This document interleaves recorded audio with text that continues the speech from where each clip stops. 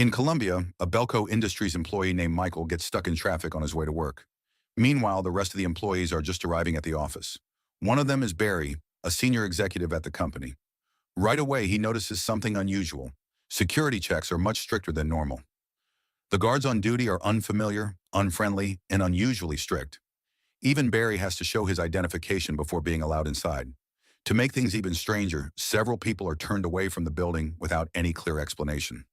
As employees gradually arrive, greet each other, and settle into their daily routines, a group of mysterious individuals watches everything through a network of hidden security cameras. That same day marks Danny's first day at Belco. The head of human resources, Fans, welcomes her by providing everything the company offers its employees, including an ID card, a phone, a credit card, a company car, and even an apartment. Fans also asks whether she has already visited the doctor to receive the tracking chip that every Belco employee is required to have implanted. The company claims the chips are necessary for safety because of the high crime rate in Colombia. Belco Industries is actually a non-profit organization that helps American workers relocate and work throughout South America. None of them realize what those chips are really for. Welcome to the Belco experiment.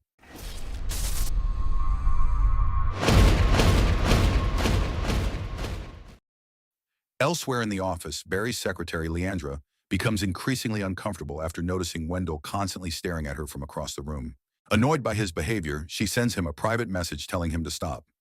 A short time later, Mike arrives at Leandra's office. She immediately closes the blinds to block Wendell's view, and the two share a kiss. Their private moment is suddenly interrupted when Barry walks in to check on Leandra's work, creating an awkward atmosphere. Meanwhile, Danny barely has time to settle in before being assigned a massive presentation built from stacks of paperwork. As she begins working, several nearby employees introduce themselves, including Roberto and Leota. Not far away, Keith and Peggy remain completely focused on their unusual hobby, carefully tending to their ant farm. Meanwhile, Mike heads back to his office and starts noticing that something is seriously wrong. Every Colombian employee has been sent home for some reason. He also spots one of the guards entering an old building next door, which only adds to his suspicions. Even his friend Terry and the company's security officer, Evan, have no real answers. The only information Evan has received is an email from headquarters mentioning a security issue. He assumes the Colombian employees may have been asked to deal with it. Not long afterward, the entire office is interrupted by a chilling announcement over the intercom. An unknown voice informs everyone that within the next 8 hours, most of them will be dead. The voice explains that the 80 employees inside the building must kill one another. If at least 2 people are not dead within the next 30 minutes, something terrible will happen. Before anyone can process what they have just heard, massive metal barriers seal the building and completely cut off all cell phone communication.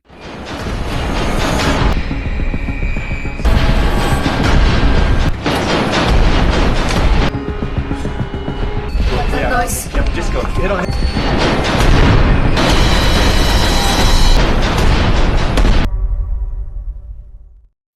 Panic spreads quickly as employees rush down to the lobby.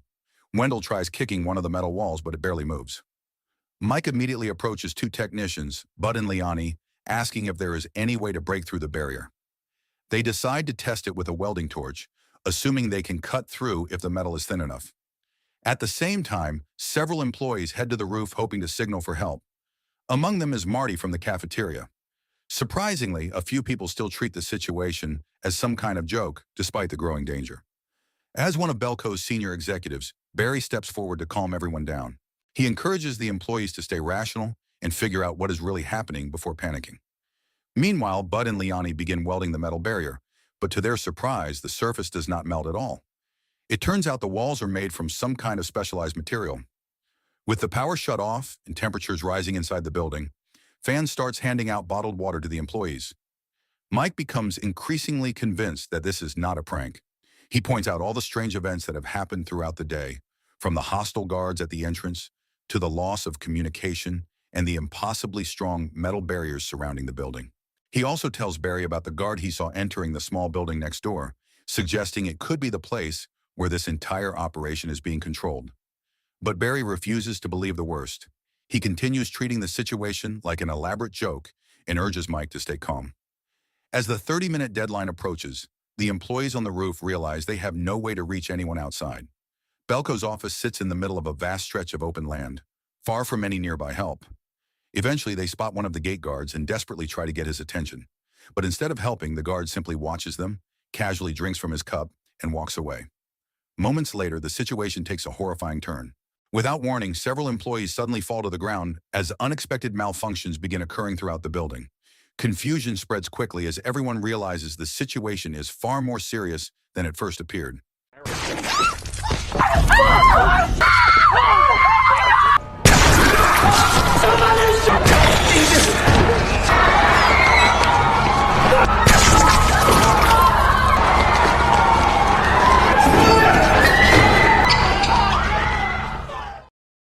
At that moment, Michael finally understands why all of the Colombian employees were sent home earlier. They were the only group who had never received the tracking devices.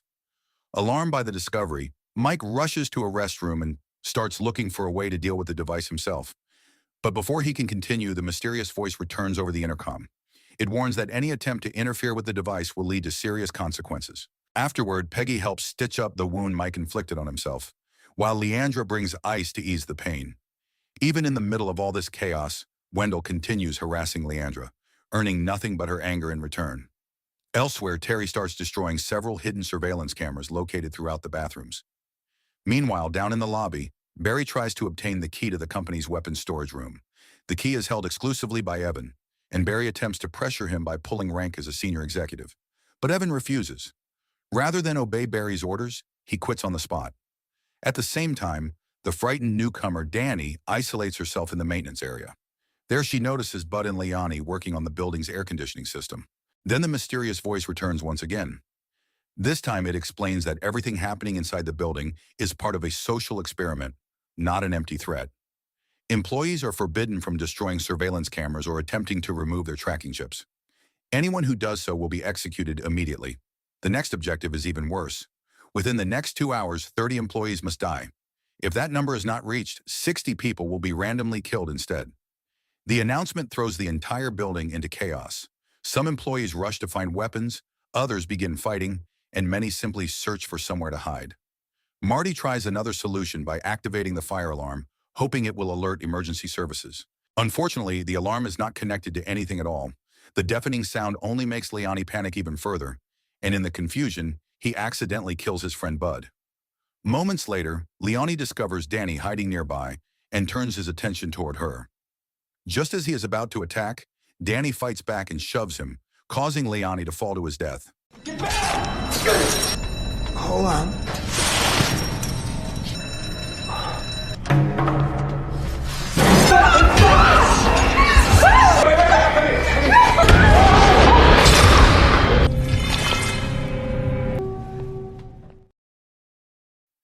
Meanwhile, inside the cafeteria, employees argue over what they should do next.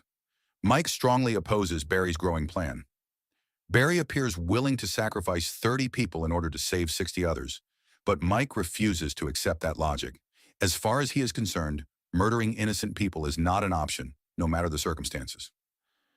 Eventually, Leandra comes up with a different plan.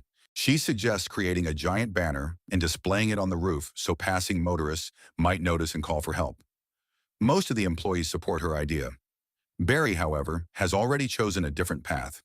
Along with his growing group of followers, including Wendell and Terry, he becomes determined to reach the required body count before the deadline. In his mind, waiting for outside help is unrealistic.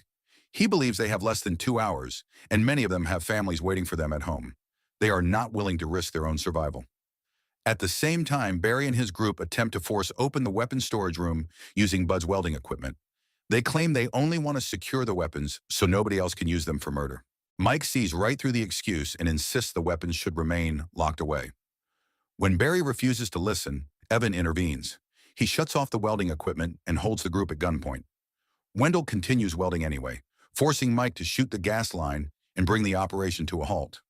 Afterward, Mike and his allies leave, but not before Barry makes it clear that the conflict between them is far from over.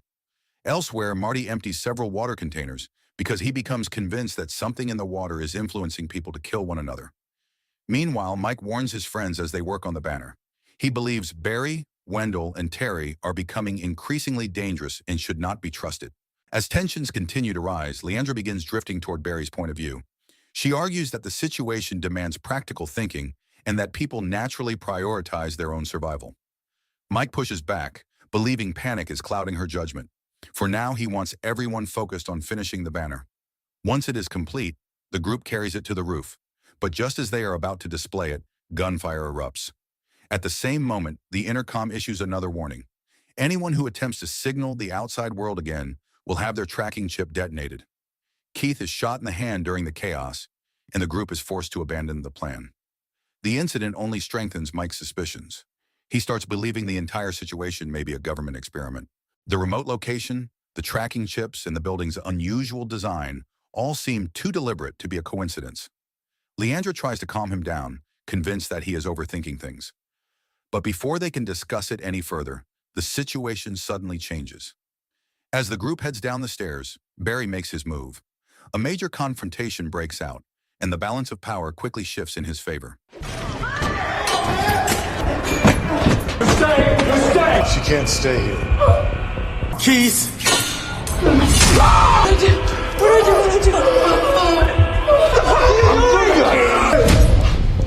Don't you call me. Barry and his followers take control of the resources and gather the remaining employees in the lobby. With the deadline rapidly approaching, Barry unveils his own plan for deciding what happens next.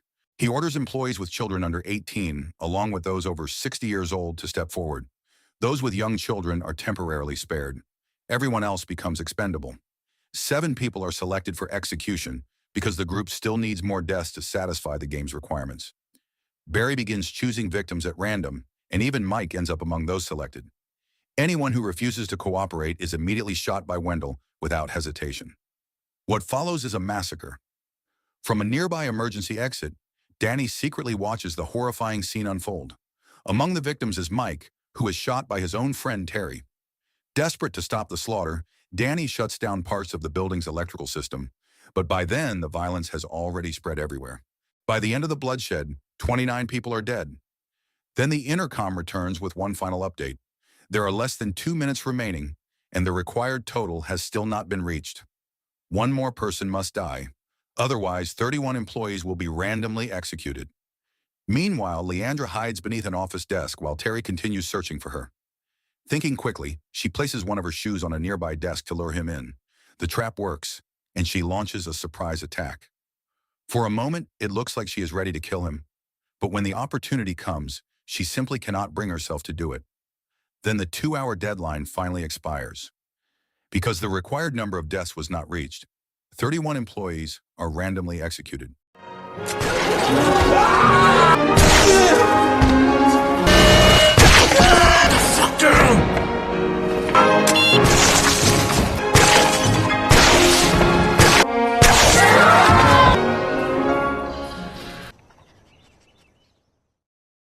Once the killings are over, the intercom announces the next phase of the experiment.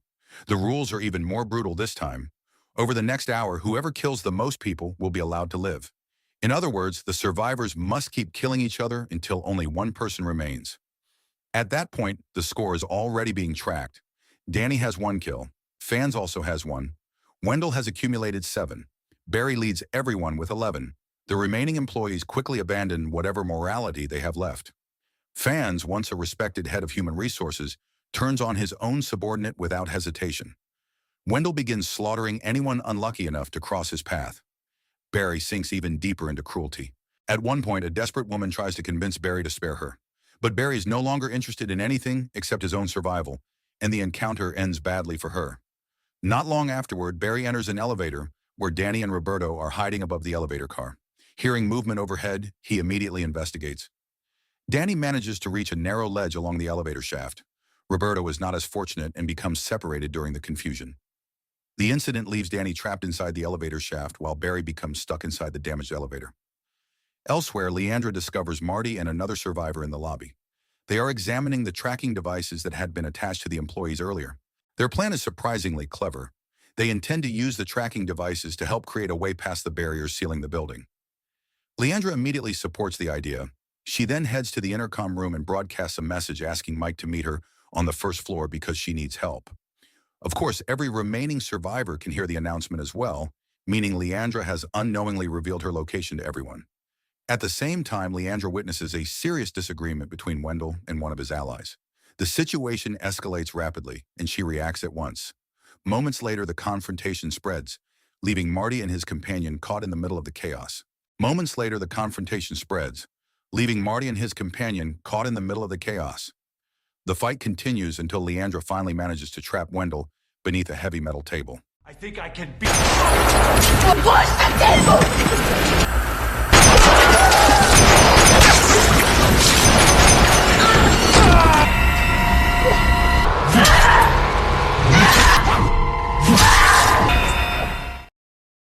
Meanwhile, Barry succeeds in escaping the damaged elevator with the help of a metal rod.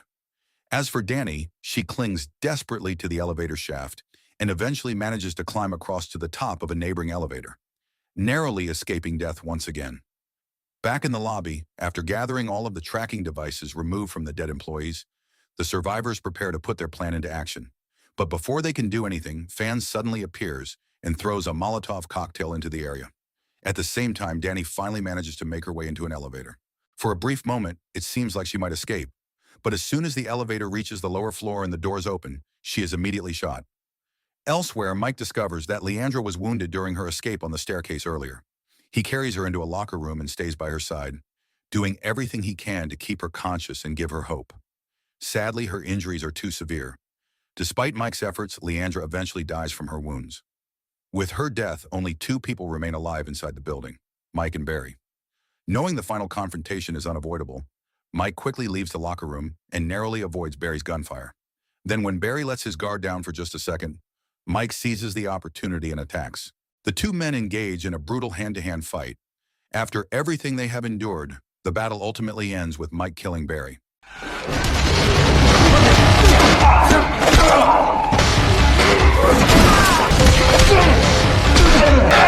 And in Massacre, we not only bring the world reward for each of you success and winner, reaching your highest potential. At last, Mike becomes the sole survivor of the Belco massacre. Shortly afterward, the guards escort him to the warehouse beside the office building. There, Mike discovers that his suspicions were correct all along. The warehouse contains the control center behind the entire operation. Inside are countless surveillance monitors, control systems, and panels displaying the names of every Belco employee. The truth is finally revealed. Everything that happened was part of a study designed to examine human behavior and decision-making under extreme circumstances. The mysterious voice on the intercom and the armed guards are merely members of a much larger international organization that claims its goal is to create a better world. As if the experiment were not disturbing enough, the mastermind behind it casually asks Mike how he feels about the outcome, treating the situation like a school questionnaire with simple choices such as sadness, relief, or confusion. But Mike has one final surprise. He reveals that while being escorted to the warehouse, he secretly planted several of the explosive tracking devices onto the guards, including the man running the experiment. The moment they realize what he has done and begin checking themselves, Mike makes his move. He rushes toward the control panel and activates every employee device that is still connected. Instantly, the explosives begin detonating throughout the room. In the chaos, Mike grabs a weapon and opens fire on the game maker, unleashing all of the anger and grief he has been carrying. Afterward, Mike finally walks out of the warehouse and reflects on everything that has happened. But the nightmare is far bigger than he ever imagined. Belco facilities exist in more than 40 countries around the world, and similar experiments have been taking place simultaneously in every one of them. As the story comes to an end, survivors like Mike can be seen emerging from different facilities across the globe, proving that the deadly experiment was never limited to a single building. It was happening everywhere. So the moral of the story is if your new job offers a free apartment, free car, free credit card, and a chip in your head on day one, maybe read the employee handbook before signing anything.